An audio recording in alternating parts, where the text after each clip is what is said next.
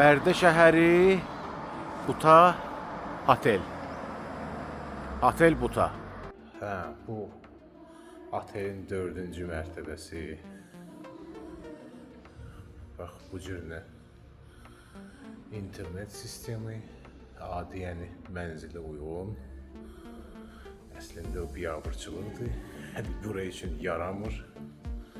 Yəni bura oteldir. Burada biraz başqa sistem mövcud olmalıdır.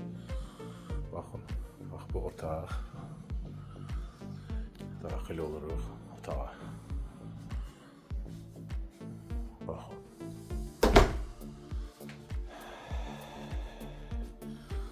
Birinci adamın diqqətini çəkən budur ki, bax bu dolabda asılacaq yoxdur. Yəni məcbur olursan gödəkçəni bax bu cürünə bura atasan. Burada bu dəsmallar yığılıb. Burada heç bir şey. Baxın. Bu sanitar qovşağı. Gördüyünüz kimi bax belə güzgəyri belə bir vəziyyətdə ilk dəfə açırıq. Heç tualet də təmiz deyil.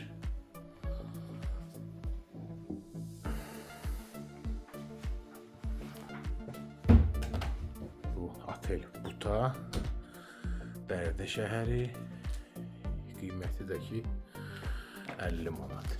Yəni müqayisə eləsək ki, bu qiymətə biz Qəbələdə 7 gözəldə qaldıq. Orada olanlarla burada olanları, yəni ora baxanda tamamilə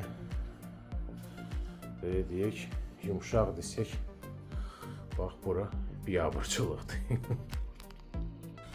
Hə, indi xülasə. Yəni bizim Bərdədə, Buta oteldə qaldığımız haqqında. Yəni açığı desəm, çox bərbat bir vəziyyətdə. Yəni başa düşürəm, qiyməti də o qədər böyükdür, cəmi-cümü 50 manat. Amma ki, Qəbələdəki məsələn 7 gözəllə müqayisə eləsək, bu yerlə göy arasında olan bir fərq var. Yəni gördünüz də, mən çəkmişəm, göstərmişəm. Sadəcə biabırçılıqdır. Amma ki, rusların bir sözü var da, deyir, "Привсем богатстве выбора". Sən demə, Bərdə şəhərində heç fərqli başına otel yoxdur. Yəni biz bu qaldığımız otel yeganə bir oteldir burada, hansı ki heç olmasa hər hansısa bir səviyyədədir də, amma halbuki əslində bunun heç bir səviyyəsi yoxdur. Onu da sizə deyim, otel tam şəkildə doludur. Yəni nəzərə alsaq ki, burada ətrafda, yaxınlıqda Qarabağ yerləşir. Qarabağda çox saylı proyektlər həyata keçirilir. Sözsüz ki, Bakıdan, yəni Qarabağa yola düşənlər, neysə yol üstü ola bilər burada işləri olanlar ya bu regionda olanlar qalırlar seçimsizlik qarşısında. Yəni məcbur olurlar bura gəlməyə. Başqa yer yoxdur. Yerli sakinlərlə biraz söhbət etdim. Sözsüz ki, mən bura gəlmişəm, burada qarşılayan var idi. Buradan mən bütün bərdəlilərə böyük bir salam göndərirəm. Yəni sizin xətrinizi mən həqiqətən çox istəyirəm. Bilirsiniz, məncə bu təsadüfi bir hal deyil də ki, mənim hal-hazırda, yəni ki, 3 bərdəli yaxın bir dostum var. Tanışlarımın sayını mən heç açıqlamıram da. Biraz söhbətləşdik, suraqlaşdıq. Deyirəm buna ki, ay filan kesin adını çəkmirəm. Nəyə görə Bərdə kimi yerdə, yəni heç bir yeni otellər inşa olunmur. Birincisi bura turistik bir zona deyil. Yəni ki, ola bilər zəruriyyət hələ o qədər də bilinmir. İkincisi də deyir ki, ən maraqlısı budur ki, yəni bax Bərdə şəhərində mən bilirəm ki, çox rayonlarda da belə eyni vəziyyətdir. Otelə daxil olmaq üçün əgər hansısa bir cütlük gəlirsə, yəni bizdən İraqa, biz bura işgüzəl sənətə belə gəlmişik, heç bir cütlük formasında gəlməmişik. Ondan mütləq nikah haqqında şəhadətnamə tələb olunur. Halbuki bu birbaşa qanunvericiliyə ziddir və bunun elə qiymətləndirmək olar şəxsi həyata müdaxilə kimi. Yəni konstitusiyada belə bir maddə var da. Maraqlısı budur ki, bu çox bir yerlərdə belə bir məsələ var.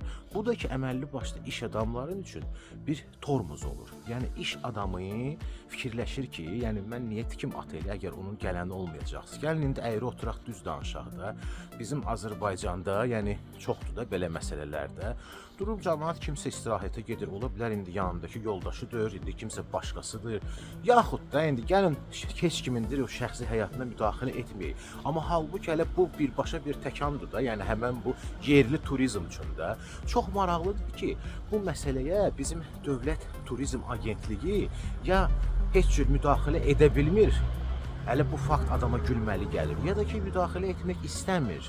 Halbuki bu birbaşa Dövlət Turizm Agentliyinin, yəni öhdəliyidir ki, bu cür halların qarşısı alınsın, ya ən azı qanun ölkədə işləsin. Bu qədər Bərdə şəhərindən Buta oteldən, qəlbdən qəlbə.